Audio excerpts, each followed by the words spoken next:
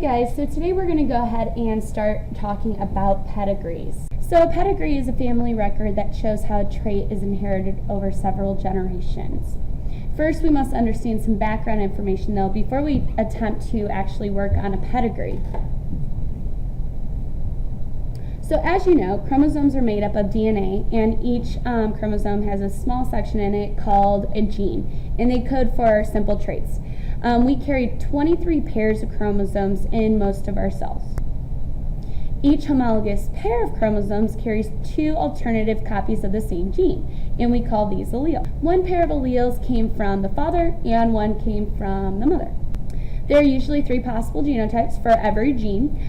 We will use a dominant A and a recessive A to represent each form of the gene. So we know there's homozygous dominant, we have a heterozygote, and homozygous recessive when we do those crosses. This pedigree represents a record showing the existence of an inherited autosomal recessive lung disease. Autosomal means it's not on the sex chromosome. So the genes is on one of the non-sex chromosomes, and we have 22 per cell. Recessive implies that the trait will only be expressed if the genotype is homozygous recessive. If we are using lowercase a, circles represent females and squares are going to represent male.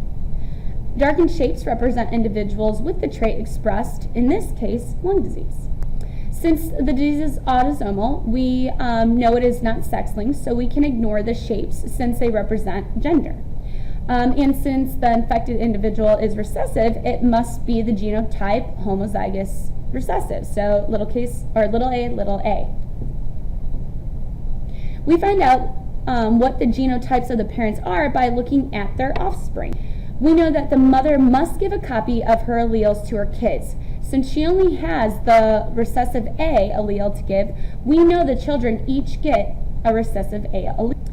We also know that since all the other individuals are not infected, they must have at least one dominant allele, or the uppercase.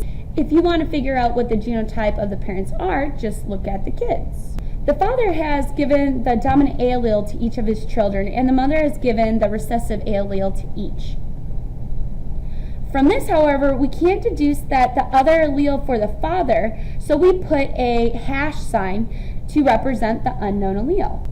Let's look at an autosomal dominant disorder. This means that those infected must have at least one dominant allele. So everyone who is not infected must be the genotype homozygous recessive.